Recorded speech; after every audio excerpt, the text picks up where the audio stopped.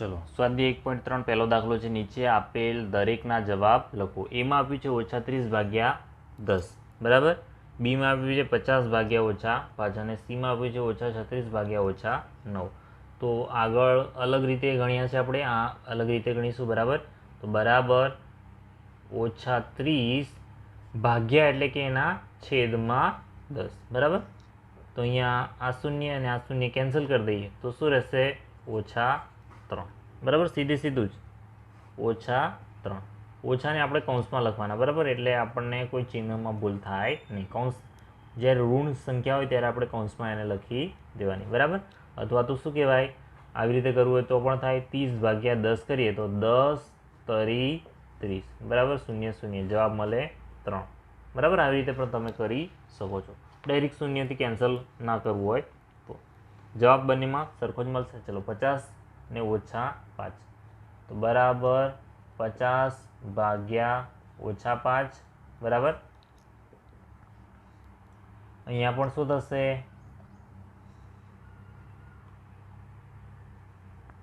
चलो 50 एटले के केटलुं थाय 5 दान 50 थाय अने अहींया केटला -1 × 5 आ 5 केन्सल तो शुं रहे -10 ना छेदमां -1 एटले के -10 बराबर। एवी रीते ना करवुं होय तो तमारे शुं करवानुं, 50/5 कर देवाना सीधी सीधा ज बराबर।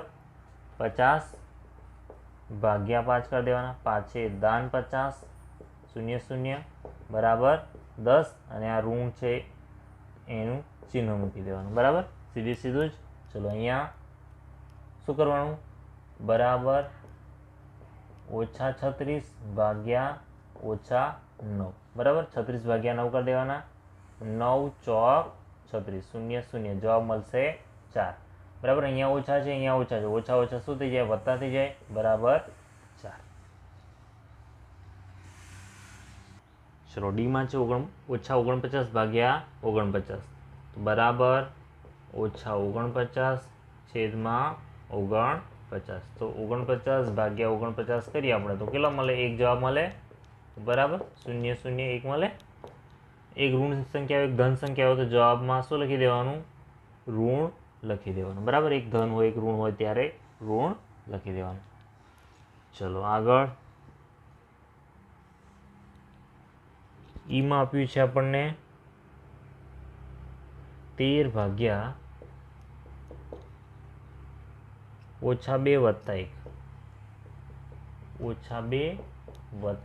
1 જ્યારે પણ આવું આપ્યું હોય ત્યારે શું કરવાનું, પહેલાં કૌંસનું સાદરૂપ આપવું પડે। તો -2 + 1 કરીએ આપણે તો એક સંખ્યા ઋણ છે, એક સંખ્યા ધન છે બરાબર। બાદબાકી થાય, 2 માંથી 1 જાય તો શું રહે, 1 રહે બરાબર। તો કેવો રહે, मोटी संख्या ऋण है एटले जवाब केवो रहे, ऋण रहे बराबर। तो 13/-1 बराबर आ रीते थाय 13/-1 एटले के 13/1 करवा पड़े आपणे, एटले के 1 × 1 0 उपरथी उतार्या 3 1 तरी 3 बराबर। जवाब मळे 13 परंतु अहींया ऋण छे नीचे एटले जवाब आवे ऋण। ओके चलो एफ में है 0/-12 बराबर। 0/-12 कोईपण संख्या आपेली जो अंश में शून्य होय तो जवाब शू थी जाए, शून्य ज थी जाए बराबर। जो अंश में शून्य आपेलो होय, छेद में कोईपण संख्या होय परंतु अंश में जो शून्य होय तो जवाब मळशे आपणने शून्य बराबर। चलो आगळ छे -31/-30 + 1 तो पहला सादरूप कौंसनुं आपवानुं होय बराबर। तो भाग्या चलो -30 + -1 बराबर। एक संख्या बंने संख्या है ऋण वच्चे वत्तानुं चिन्ह है तो बंनेनो सरवाळो थई जाए 30 ने 1 31 बराबर। -31 थई जशे बराबर। अहींया -31/-31 है बराबर। एटले केवी रीते थशे, -31 छेदमां -31 ओछा ओछा थई जशे वत्ता अने 31 एका 31 एटले जवाब मळशे 1 बराबर। आ ओछा ओछा वत्ता थई गया ने 31/-31 एटले 1।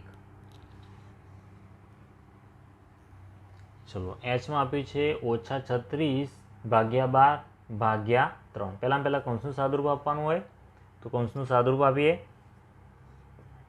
-36/-12/3 3 તો 36 ભાગ્યા 12 કરી દેવાના પહેલાં 36 ભાગ્યા 12 12 12 12 12 તરી 36 0 0 જવાબ મળે 3 બરાબર. તો અહીંયા કેટલો જવાબ મળશે આપણને 3 મળશે 3 ભાગ. ચલો અહીંયા ઋણ સંખ્યા છે એટલે અહીંયા આપણે ઓછાનું ચિહ્ન મૂકવાનું બરાબર. એક સંખ્યા ધન હોય એક સંખ્યા ઋણ હોય ત્યારે ભાગાકારમાં હંમેશા શું જે ચિહ્ન આવતું એ મૂકવું પડે બરાબર. બે ઋણ હોય તો ધન થઈ જાય, એક ઋણ અને એક ધન હોય તો ઋણ, એક ઋણ અને એક ધન, એક ધન અને એક ઋણ ગમે તે હોય, ક્રમ ગમે તે હોય, અંશમાં હોય કે છેદમાં ગમે તે એક જગ્યાએ જો ઋણ હોય તો જવાબ ઋણ જ આવે બરાબર. તો ઓછા 3 ભાગ્યા 3 તો આવી રીતે થશે 3 ઓછા 3 ભાગ્યા 3 આવી રીતે થશે ઓછા 3 ભાગ્યા 3 ને. તો આને પણ શું થશે 3 ભાગ્યા 3 એટલે 1. જવાબ કેવો આવે ઋણ આવે બરાબર. કારણ કે એક સંખ્યા ઋણ છે એક સંખ્યા ધન છે તો જવાબ ઋણ પૂર્ણાંક જ આવશે અને 3 એકા 3. ચલો આગળ આપ્યું છે ઓછા 6 વત્તા 5 ભાગ્યા ઓછા 2 વત્તા 1. તો પહેલાં કૌંસનું સાદુરૂપ આવે બરાબર. તો બરાબર કૌંસનું સાદુરૂપ ઓછા 6 વત્તા 5 બરાબર. એક સંખ્યા ઋણ છે એક સંખ્યા ધન છે બરાબર. તો બાદબાકી થશે 6 માંથી 5 જાય તો કેટલા રહે ઓછા 1 રહે બરાબર. ચલો એવી રીતે અહીંયા શું રહેશે તો ઓછા 2 વત્તા 1. એક સંખ્યા ઋણ છે એક સંખ્યા ધન છે બાદબાકી થશે બરાબર. મોટામાંથી નાની બાદ કરવાની, 2 માંથી 1 જાય તો 1 પણ મોટી સંખ્યા ઋણ છે એટલે ચિહ્ન આવે ઓછા 1.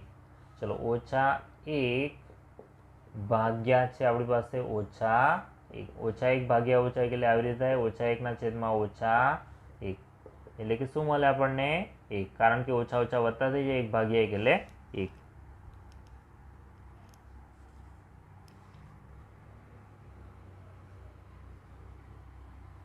ચલો બીજા નંબરનો દાખલો છે નીચેના દરેક એ બી અને સીની કિંમતો માટે એ ભાગ્યા બી વત્તા સી બરાબર નથી એ ભાગ્યા બી વત્તા એ ભાગ્યા સીને ચકાસવાનું છે.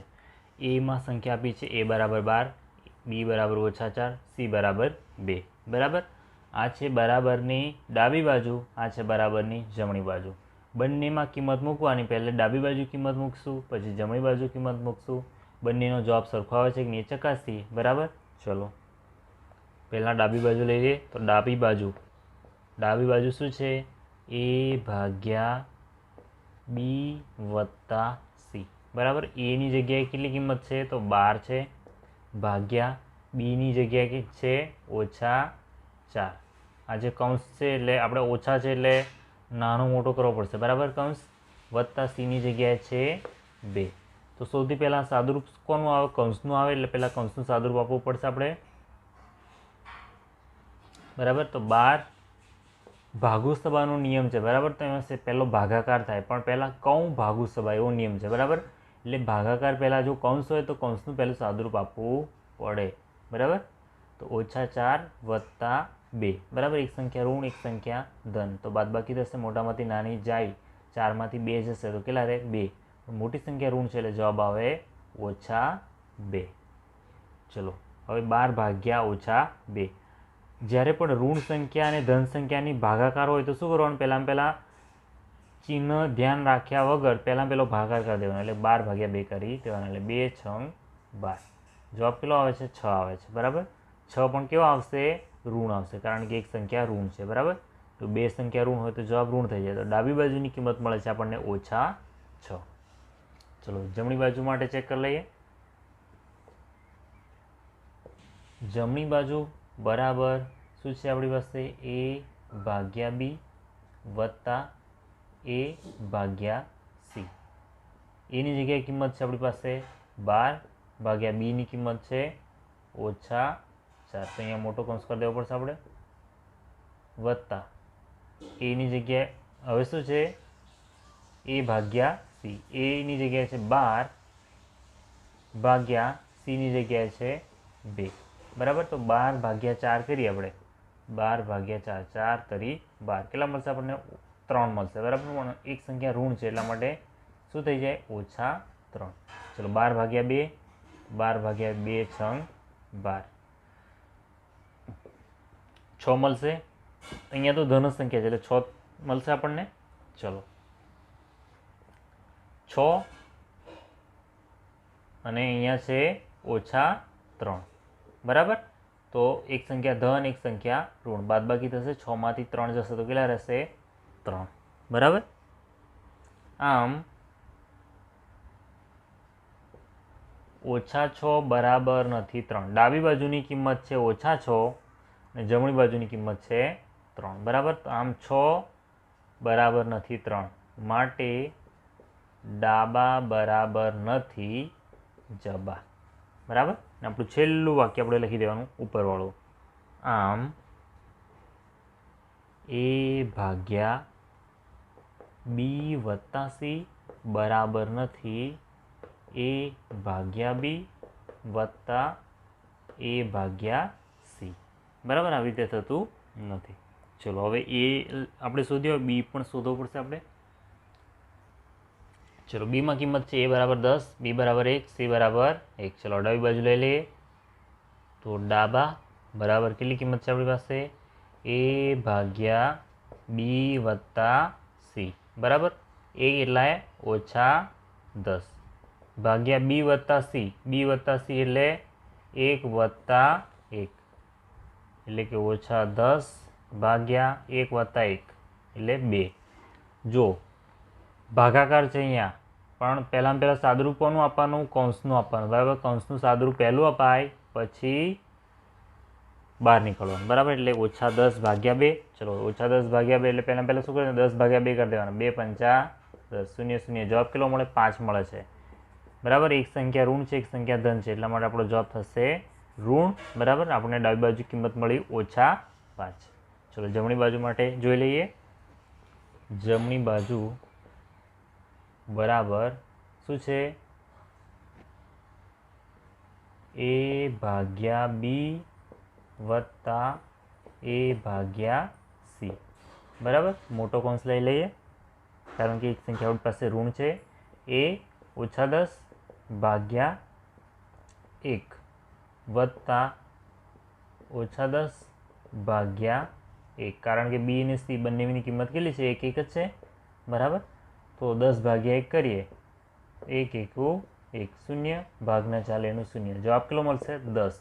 પણ કેવા 10? -10 કારણ કે એક સંખ્યા ઋણ છે.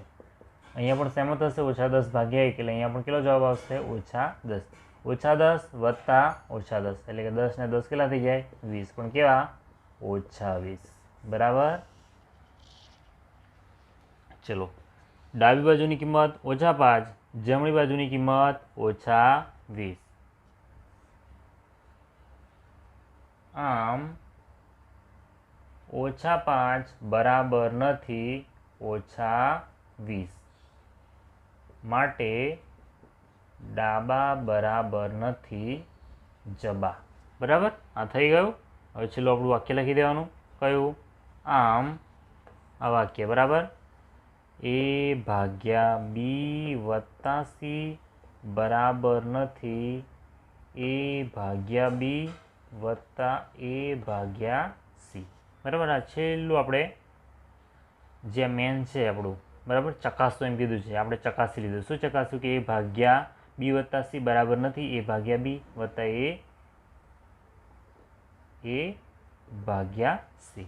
ઓકે ચલો આ બીજો પૂરો થયો. ત્રીજી ખાલી જગ્યાઓ છે, ખાલી જગ્યાઓ જોઈ લઈએ. ચલો ત્રીજા નંબરમાં જે ખાલી જગ્યા પૂરો, એમાંનો A છે 369 ભાગ્યા કેટલા કરીએ આપણે? તો આપણને 369 જ મળી જાય.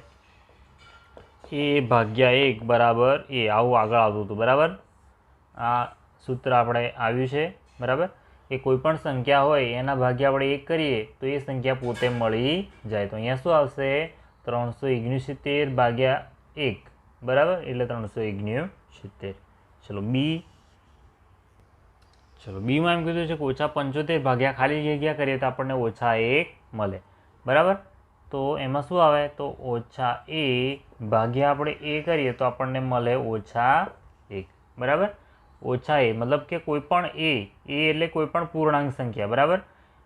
એને ને એના વડે જ બરાબર. 75 છે તો 75 વડે જ ભાગવું પડે બરાબર. 75 ને 75 વડે જ ભાગવું પડે પહેલાં તો જ આપણને 1 મળે. અને આ ઋણ સંખ્યા છે તો આપણે ધન સંખ્યા વડે ભાગશું તો આપણને -1 મળે. બે વસ્તુ છે. 75 ને 75 વડે જ ભાગીએ તો 1 મળશે અને અહીંયા ઓછા છે એટલે અહીંયા વત્તા વડે ભાગવાનું. જો અહીંયા ઓછા વડે ભાગીશું તો આ વત્તા થઈ જશે, એટલે ખાલી વત્તા વડે ભાગવાનું છે અહીંયા. ચલો આપણે આગળ વાત કરતા હતા એ જ ઉદાહરણ આવી ગયું અહીંયા. તો ઓછા એ, જો અહીંયા જવાબ શું આવે છે? વત્તા આવે છે. ઓછા 206 ને કઈ સંખ્યા વડે ભાગીએ તો જવાબ 1 મળે? તો એ સંખ્યાને એની એ સંખ્યા વડે ભાગીએ તો જવાબ મળે 1. બરાબર. જો 206 ને 206 વડે ભાગીએ તો જ 1 મળે. બરાબર. પહેલાં અહીંયા ધન છે એટલે ને અહીંયા ઋણ છે. જો 2 ઋણ હોય તો જ ધન મળે. બરાબર. એના સિવાય તો મળવાની નથી. ચલો ડીમાં એમ કીધું છે આપણે ઓછા 87 ભાગ્યા કઈ સંખ્યા કરીએ તો આપણને 87 મળે. જો પેલા 87 ના 87 જ મળ્યા છે. બરાબર. એટલે શું હશે? 1 વડે ભાગીએ એ ઓછા એ ભાગ્યા 1 કરીએ તો જ આપણને 87 મળે. બરાબર. પણ અહીંયા ઓછા છે. બરાબર. ને અહીંયા વત્તા થઈ જાય છે તો અહીંયા પણ ઓછા હોવા જોઈએ. બરાબર. તો આપણો જવાબ શું આવે? ઓછા 1. બરાબર. અહીંયા ઓછા એ ભાગ્યા એટલે કે એ. બરાબર. ઓછા એ ભાગ્યા ઓછા 1 કરીએ તો જ આપણને એ મળે, કારણ કે ઓછા ઓછા વત્તા થઈ જાય ને એ કોઈ પણ પૂર્ણાંક સંખ્યાને ભાગાકાર 1 વડે કરવામાં આવે તો પૂર્ણાંક સંખ્યા પોતે મળી જાય. તો અહીંયા 87 એ પૂર્ણાંક સંખ્યા છે, એ પોતે મળી ગઈ છે, પરંતુ શું છે? આ ઋણ હતી ને આ ધન થઈ ગઈ છે, માટે અહીંયા શું હશે? ઓછા જ હશે. ચલો ઈમાં હવે શું કીધું છે? આપણને જવાબ આપી દીધો. ઓછા 87 મળે છે 1 વડે ભાગતા, ઓછા 87 મળે છે. તો આ જ સંખ્યા હશે. બરાબર. એ ભાગ્યા 1 બરાબર એ. બરાબર. એટલે કે ઓછા 87 જ સંખ્યા હશે. કારણ કે શું કારણ છે? કારણ છે કે એ કોઈ પણ પૂર્ણાંક સંખ્યાને 1 વડે ભાગીએ તો એની જ પૂર્ણાંક મળે. બરાબર. આમાં તો એ તો વત્તા જ છે. બરાબર. તો અહીંયા જે હશે એ જ આ જવાબ મળશે. ચલો બીજા નંબરમાં કીધું છે કે જવાબ મળે છે આપણને ઓછા 1. તો કઈ સંખ્યા વડે ભાગીએ તો પહેલાં 1 મળે? તો આની આ સંખ્યા. બરાબર. દાખલા તરીકે એ બરાબર ઓછા 1 મળે છે. તો અહીંયા શું હશે? ઓછા એ હશે. જો પહેલાં તો અહીંયા શું મળે છે? ઓછા 1 મળે છે. બરાબર. એટલે કે આ સંખ્યા શું હશે? આ જે સંખ્યા છે, આ પૂર્ણાંક સંખ્યા જે આપેલી છે એની એ જ પૂર્ણાંક સંખ્યા હશે. 48 જ હશે. બરાબર. 48 ભાગ્યા 48 કરો તો જ 1 મળે. અહીંયા ધન છે એટલે અહીંયા કેવી હશે? ઋણ જ હશે. એટલે કે શું કહેવાય? ઓછા એ ભાગ્યા એ કરીએ તો આપણને જવાબ મળે ઓછા 1. બરાબર. આ પ્રકારનું સૂત્ર બને.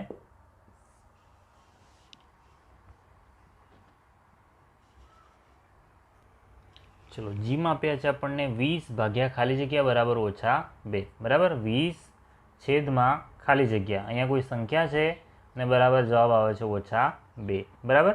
તો પહેલાં જવાબ આવે છે ઓછા 2. બરાબર. એટલે કે નીચે જે સંખ્યા છે એ કેવી છે? ઋણ હશે. બરાબર. બીજી વાત કે આપણને મળે છે 2. બરાબર. 2 કેવી રીતે મળે? તો 20માંથી 2 કેવી રીતે મળે? તો 10 હોય. બરાબર. 0 0 કેન્સલ થઈ જાય તો જ આપણને ઓછા 2 મળે. મતલબ જવાબ શું હશે આપણો? ઓછા 10 હશે. બરાબર. ચલો અહીંયા જો જવાબ મળે છે ઓછા 3. બરાબર. તો જે આ સંખ્યા હશે એ કેવી હશે? પહેલાં તો ઋણ હશે. બરાબર. હવે કઈ સંખ્યાને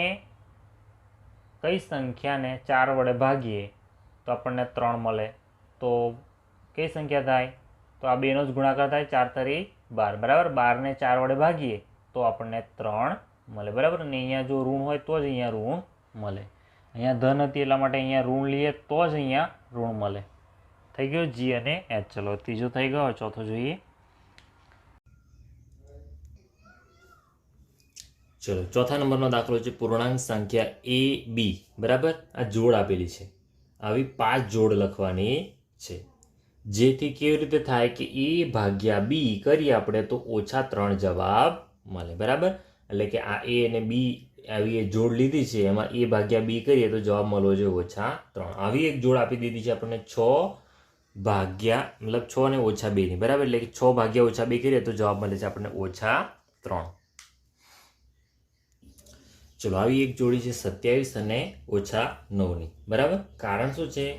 કારણ કે જ્યારે આપણે 27 ભાગ્યા -9 કરીએ બરાબર, તો કેટલા થાય? 9 તરી 27. જવાબ શું મળે? -3 મળે. બરાબર, આપણે જવાબ લાવવાનો છે -3. A ભાગ્યા B કરીએ, આને A ગણીએ, આને B ગણીએ, તો આ A ભાગ્યા B કર્યું તો જવાબ મળે -3. ચલો, એવી જ રીતે 24 અને -8ની જોડી છે. તો અહીંયા શું છે? તો કારણ કે 24 ભાગ્યા -8 કરીએ આપણે, તો 8 તરી 24, ને અહીંયા ઋણ છે એટલે ઋણનું ચિહ્ન આવી જાય -3. ચલો, હવે અહીંયા -81 અને 27. તો કારણ કે -81 ભાગ્યા 27 બરાબર 27 તરી 81. બરાબર, 3 જવાબ મળે આપણને. એક સંખ્યા ઋણ છે એટલે જવાબ મળે ઋણ. બરાબર, અહીંયા જો આપણે સંખ્યા પસંદ કરતી વખતે શું ધ્યાન રાખવાનું છે કે એક સંખ્યા ઋણ લેવાની છે. બરાબર, એક સંખ્યા ઋણ, બેમાંથી ગમે તે એક સંખ્યા ઋણ હોવી જોઈએ, કારણ કે આપણે જવાબ ઋણ લાવવાનો છે. ચલો, પછી 24 અને -72. તો કારણ કે -72 ભાગ્યા 24 બરાબર મળશે આપણને -3. ચલો, છેલ્લામાં છે 36 અને -12. તો કારણ કે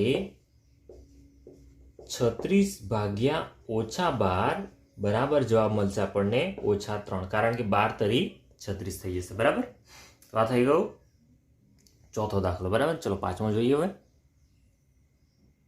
ચલો, પાંચમો દાખલો છે આપણી પાસે. બપોરના 12 વાગ્યાનું તાપમાન 0 થી ઉપર 10 અંશ સેલ્સિયસ છે. જો અહીંયા ધ્યાન રાખવાની બાબત છે, 0 થી ઉપર 10 અંશ સેલ્સિયસ એમ લખ્યું છે. પછી ક્યારે? બપોરે 12 વાગે. ચલો આગળ, જો એ 2 અંશ સેલ્સિયસ પ્રતિ કલાક, જો ધ્યાન રાખો, 2 અંશ સેલ્સિયસ પ્રતિ કલાકના દરે મધ્યરાત્રિ સુધી ઓછું થતું જાય છે. શું થાય છે? ઓછું થાય છે. 2 અંશ સેલ્સિયસ પ્રતિ કલાકના દરે મધ્યરાત્રિ સુધી, અહીંયા પડે છે બપોરના 12 વાગે અને અહીંયા કીધું છે મધ્યરાત્રિ સુધી ઓછું થતું જાય છે. તો કયા સમયે તાપમાન 0 થી નીચે 8 અંશ સેલ્સિયસ, ચલો 0 થી નીચેની વાત છે, ઉપર શું વાત કરી છે? 0 થી ઉપર 10 અંશની વાત કરી છે. ચલો, મધ્યરાત્રિનું તાપમાન પણ મેળવવાનું છે. બે વસ્તુ મેળવવાની છે. ચલો, 0 થી નીચે 8 અંશ સેલ્સિયસ મેળવવાનું છે અને મધ્યરાત્રિનું તાપમાન મેળવવાનું છે. તો પહેલાં આપણે લખી લઈએ, આપણી પાસે શું આપેલું છે? તો આપણી પાસે આપેલું છે બપોરના 12 વાગ્યાનું તાપમાન આપેલું છે. તો બપોરે 12 વાગ્યાનું તાપમાન બરાબર કેટલા છે? 10 અંશ સેલ્સિયસ છે. બરાબર, 0 થી ઉપર એટલે કે વત્તા. બરાબર, ધ્યાન રાખવાની બાબત છે, અહીંયા 0 થી ઉપર છે. ચલો, હવે એ 2 અંશ પ્રતિ કલાકના દરે મધ્યરાત્રિ સુધી ઓછું થતું જાય છે. બરાબર, એટલે કે તાપમાનમાં દર કલાકે થતો ઘટાડો બરાબર -2 અંશ સેલ્સિયસ. દર કલાકે થતો ઘટાડો કેટલો છે? આટલો છે. ઓછા છે કારણ કે ઘટાડો થાય છે એટલે આપણે માઇનસ લીધા છે. બરાબર, -2 અંશ સેલ્સિયસ. બરાબર, ખાલી 2 અંશ નથી લેવાના કારણ કે આપણે માઇનસ લેવાના છે, કારણ કે ઘટે છે. બરાબર, ચલો હવે આગળ એમ કીધું છે આપણને કે 0 થી નીચે 8 અંશ સેલ્સિયસ કયા સમયે હોય? શું કે છે? કયા સમયે? બપોરના 12 વાગ્યાનું આપેલું છે આપણને. આપણે શું કરવાનું છે કે 8 અંશ ઓછા 8 અંશ સેલ્સિયસ ક્યારે હોય એમ. આપણો સવાલ શું છે?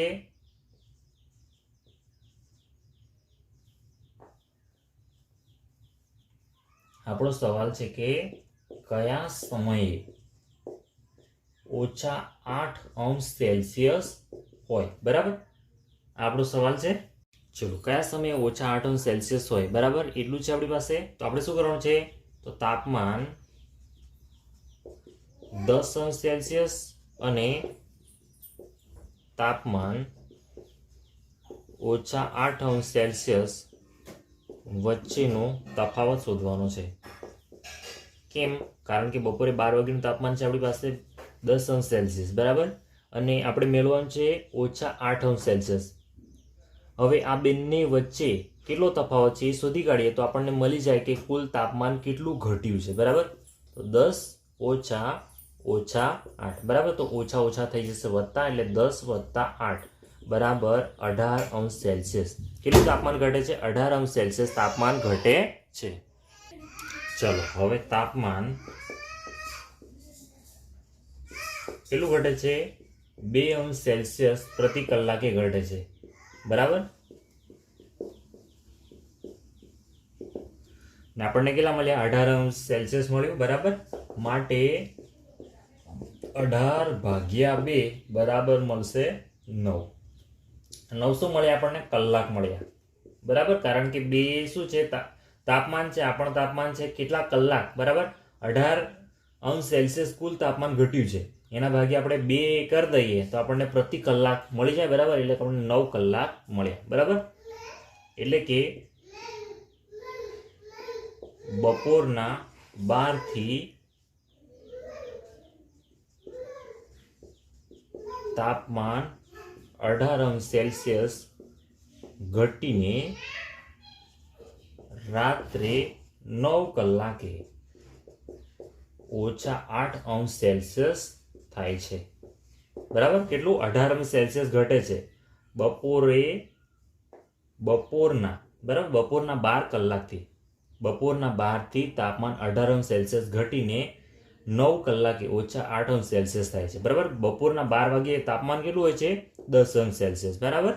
અને એ ઘટીને 18 અંશ સેલ્સિયસ ઘટીને કેટલું થઈ જાય છે? -8 અંશ સેલ્સિયસ થઈ જાય. ચલો, આ પહેલું થઈ ગયું કે 0 થી નીચે -8 ક્યારે હોય? તો રાત્રે 9 કલાકે હોય. ચલો, હવે આપણને કીધું છે કે મધ્યરાત્રિનું તાપમાન શું હોય? ચલો, મધ્યરાત્રિ એટલે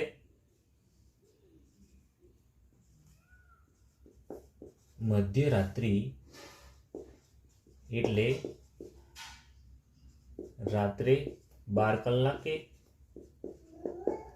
હવે દિવસના 12 થી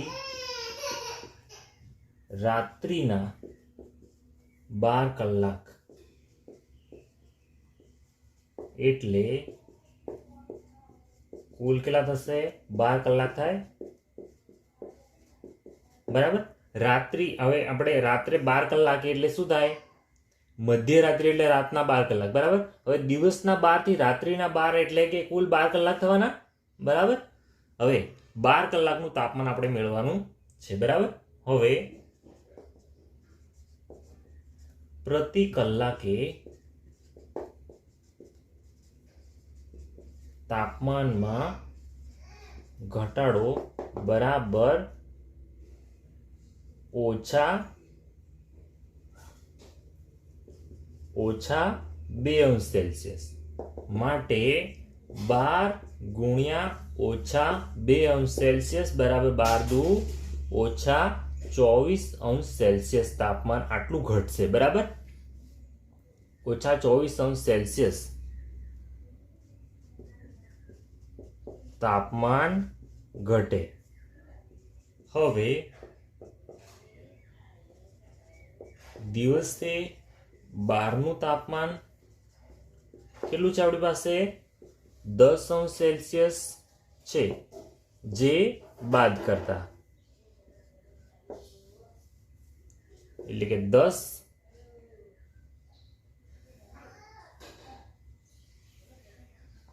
વત્તા -24, બરાબર થઈ જશે 10 - 24 બરાબર -14 અંશ સેલ્સિયસ, બરાબર. રાત્રિનું 12 વાગ્યાનું તાપમાન કેટલું મળશે આપણને? -14 અંશ સેલ્સિયસ મળશે, બરાબર. આ છેલ્લો જવાબ આવ્યો. આપણે રાત્રિનું તાપમાન શું હોય? તો રાત્રિનું તાપમાન હશે -14 અંશ સેલ્સિયસ, -14 અંશ સેલ્સિયસ. ચલો, છઠ્ઠા નંબરમાં છે વર્ગ પરીક્ષામાં +3 ગુણ દરેક સાચા જવાબ માટે અને -2 ગુણ દરેક ખોટા જવાબ માટે આપવામાં આવે છે. કોઈ પણ સવાલ જવાબ માટે જો પ્રયત્ન ન કરવામાં આવે તો એક પણ ગુણ આપવામાં આવતો નથી. જો સાચો હોય તો +3 મળશે અને ખોટો પડે તો -2 ગુણ મળે છે, બરાબર. ચલો, એવી રીતે એમાં પહેલું આપ્યું છે આપણને કે રાધિકાએ 20 ગુણ મેળવે છે. રાધિકા કેટલા ગુણ મેળવે છે? 20 ગુણ મેળવે છે. જો 12 સાચા જવાબો હોય તો કેટલા જવાબો ખોટા છે, બરાબર. 20 ગુણ એને રાધિકાને મળ્યા છે, એના 12 સાચા છે, તો ખોટા કેટલા છે આપણે શોધવાના છે. બરાબર. તો પહેલા આપણે લખી દઈએ, એક વાક્ય લખી દેવું પડશે પહેલા આપણે કે વર્ગ પરીક્ષાના દરેક સાચા જવાબ માટે ગુણ બરાબર +3 અને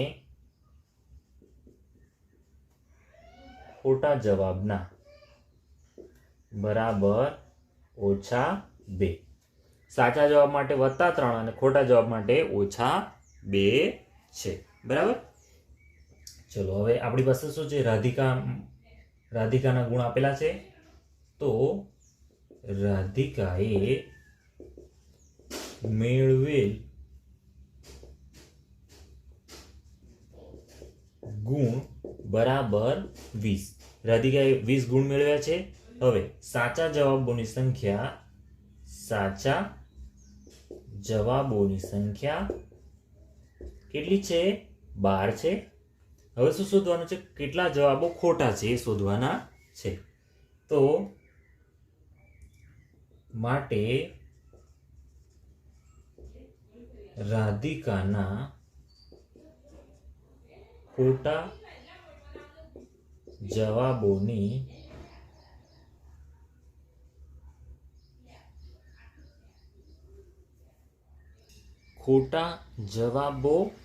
ગુણ બરાબર ખોટા જવાબોના ગુણ કેવી રીતે મેળવી શકીએ આપણે? તો કુલ ગુણ ઓછા સાચા જવાબના ગુણ. બરાબર. કુલ ગુણમાંથી સાચા જવાબોના ગુણ બાદ કરીએ તો જ આપણને મળે કે કેટલા ખોટા છે. બરાબર. તો આપણે રાધિકાએ મેળવેલ ગુણ, કુલ ગુણ તો છે જ આપણી પાસે 20 ઓછા સાચા જવાબોના ગુણ. આપણી પાસે સાચા જવાબોની સંખ્યા છે પણ ગુણ નથી. બરાબર. તો આપણે અહીંયા લખવું પડશે આગળ અલગથી. તો સાચા જવાબોના ગુણ બરાબર કેટલા થાય? તો 12 ગુણ્યા કેટલા? સાચા જવાબોના ગુણ કેટલા મળે છે? દરેક સાચા જવાબ માટે +3 એટલે કે 3 મળે છે. તો 12 × 36. બરાબર. સાચા જવાબોના ગુણ કેટલા થાય? 36. તો -36. 20 ઓછા 36 કરીએ તો કેટલા મળે આપણને? 36 માંથી 20 બાદ કરવાના. 20 ને 10 30 ને 6 36 એટલે કેટલા મળશે? 16 મળશે. પણ મોટી સંખ્યા ઋણ છે એટલે જવાબ આવશે ઋણ. તો -16 મળે. રાધિકાએ ખોટા જવાબોના ગુણ કેટલા મળ્યા? 16 મળ્યા. બરાબર. કેવા? -16. ચલો હવે ખોટા જવાબો કેટલા હશે? બરાબર. આ તો ગુણ મળ્યા, ખોટા જવાબો માટેના ગુણ મળ્યા. હવે શું કરવાનું આપણે? ખોટા જવાબોના ગુણ કેટલા? એક ખોટો હોય તો -2 મળે. બરાબર. એટલે આપણે ભાગવા પડે. બરાબર. હવે ખોટા જવાબોની સંખ્યા બરાબર -16 ભાગ્યા -2. બરાબર. હવે 16 ભાગ્યા 2 કરીએ આપણે. 16 ભાગ્યા 2 કરો કેટલા મળશે? 2 8 16. 8 મળશે. બરાબર. ખોટા જવાબો રાધિકાએ કેટલા આપ્યા હશે? 8 આપ્યા હશે. છેલ્લું આપણે વાક્ય લખી દેવાનું. આમ રાધિકાએ કુલ 8 જે જવાબ છે એ ખોટા આપ્યા છે. બરાબર. ચલો આ પહેલો થઈ ગયો. બરાબર. આ બીજો જોઈએ. ચલો આગળ છે બીજા નંબરમાં કીધું છે મોહિની આ પરીક્ષામાં -5 ગુણ મેળવેલા છે. ચલો મેળવેલા ગુણ લખી દઈએ આપણે. તો મેળવેલ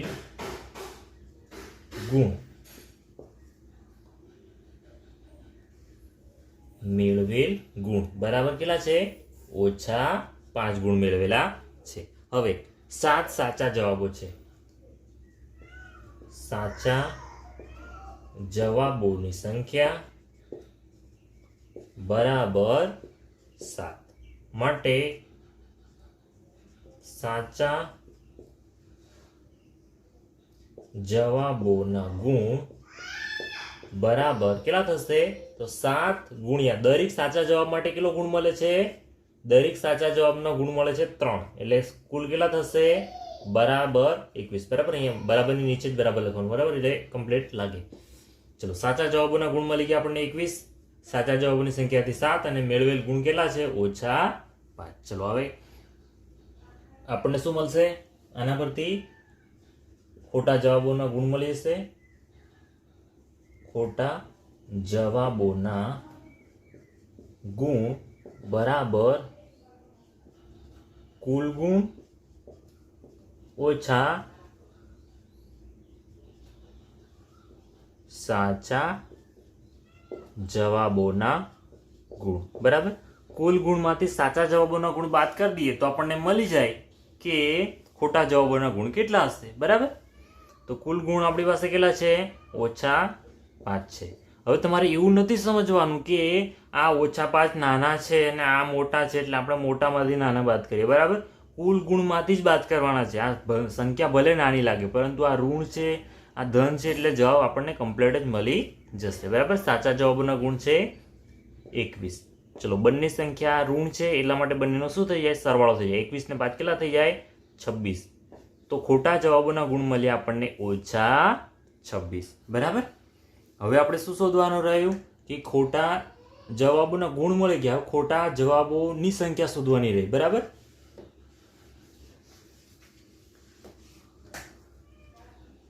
તો ખોટા જવાબોની સંખ્યા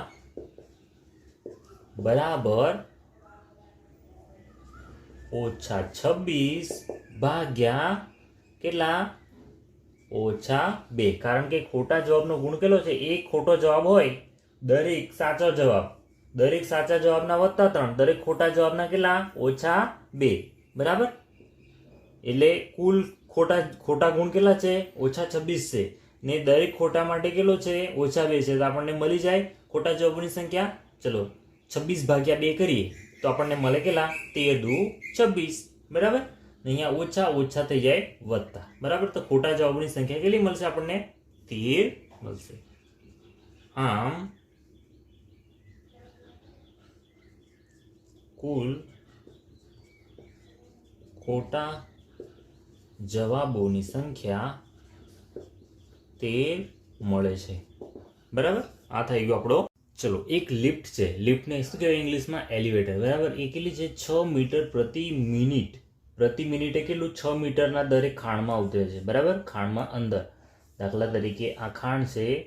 બરાબર, તો આ અંદર નીચે જાય છે. બરાબર, તે જમીનથી 10 મીટર ઉપર છે. બરાબર, આ જમીનથી પાછું 10 મીટર ઉપર છે. 10 મીટર ઉપર છે. તો તેને -350 મીટર સુધી પહોંચતા કેટલો સમય લાગે? અહીંયા -350 મીટર. જો -350 કેમ કીધા? કારણ કે આ નીચે જાય છે, જમીનની અંદર જાય છે. બરાબર, આ છે જમીન ને આ લિફ્ટ ક્યાં છે? અહીંયા છે, 10 મીટર ઉપર અહીંયા લિફ્ટ છે ને એને જવાનું છે છેક અહીંયા સુધી. બરાબર, -350 મીટર, કારણ કે જમીનથી નીચે જાય છે એટલે -350 કીધા છે. બરાબર, આપણે પૂછ્યું કેટલો સમય લાગે. તો પહેલા તો લિફ્ટ ભોયતળિયા. બરાબર, આ જમીનથી લિફ્ટ જમીનના તળિયાથી 10 મીટર ઉપર આવેલ છે. બરાબર, પહેલા તો 10 મીટર ઉપર આવેલ છે અને જમીનથી નીચેનું અંતર કેટલું છે? જમીનથી નીચે